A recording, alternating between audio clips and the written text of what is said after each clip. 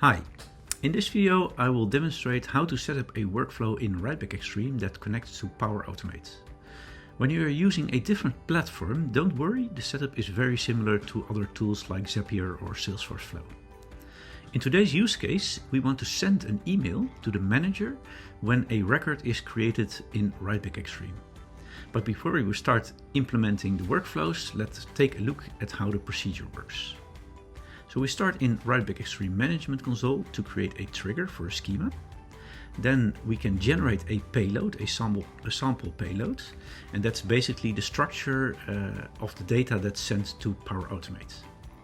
Then in Power Automate we create a flow, we create a trigger, and then we paste our payload. And at that point Power Automate knows what kind of data is sent and what the structure of that data is. Then it's time to create an action, in our case sending an email. Then we hit save, and then we get the URL from Power Automate. And WriteBack needs that URL because it needs to know where to send the data to. Then we save the workflow in WriteBackExtreme, and then it's time to test your scenario. So let's head over to the Management Console. So click your schema, then go over to Workflows tab and click plus workflow. So let's give it a name, send email to manager. And then we want to select a trigger. Do we want to execute it on a create, on an update, delete, or an import? So in my case, that would be a create. Let's select the platform, that's Microsoft Power Automate. And here on the right side, we select what kind of data we want to send to Power Automate. So in my case, that would be comment, assigned to, actionable priority. Let's also send the manager, and let's send a username as well. Then at the bottom, we have a button to generate the sample payload. So we copy this. We don't close this screen yet because we need the URL from Power Automate. Then let's open a new browser tab, go to Power Automate, and then My Flows in the left menu. Then New Workflow, Automated Cloud Flow. Then we want to skip this step. Here, add a trigger. And we want to trigger to be a HTTP request. So search for HTTP requests, and here we have it. Click Trigger. So here we want to select anyone, and this step is very important. We want to click this link, and then we paste our payload, our example payload we got from WriteBackExtreme. We press Done, and here we see it automatically sees what kind of data it is and what type it has.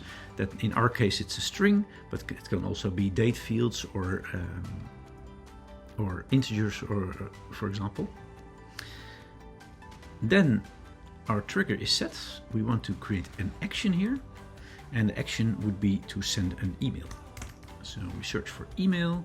Here we have Office 365.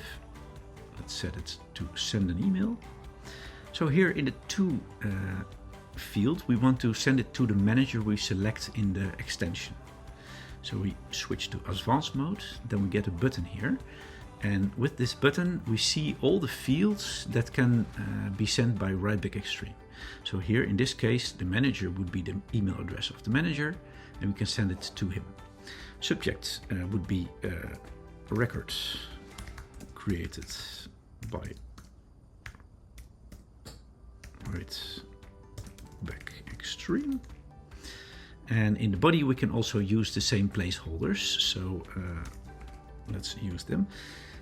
Hi, and then username created a record in WriteBackExtreme.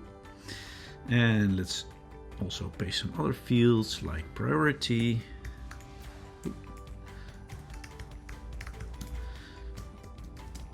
And comment, for example. So we have comment here. So now this step is done. Let's save it. Okay, so now in the trigger we get a URL from Power Automate. We want to copy that one, and we want to paste it in here. So now we can hit save. Now our workflow is set up. We go to Tableau and then create a records, a new records, one comment. Let's assign it to someone and give it a high prio. So, and let's select me as a manager. So now we hit save.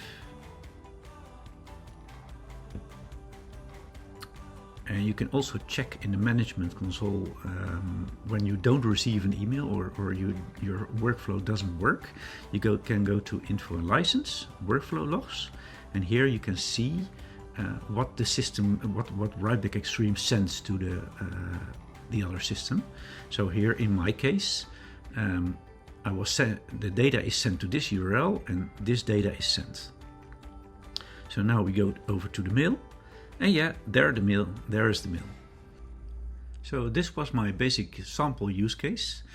I think you can imagine by now how powerful this is, and maybe you already have an idea of how this could work for you, your use case. For questions about workflows, check out our documentation first, and when the answer is not in there, reach out to our support channel. Bye bye.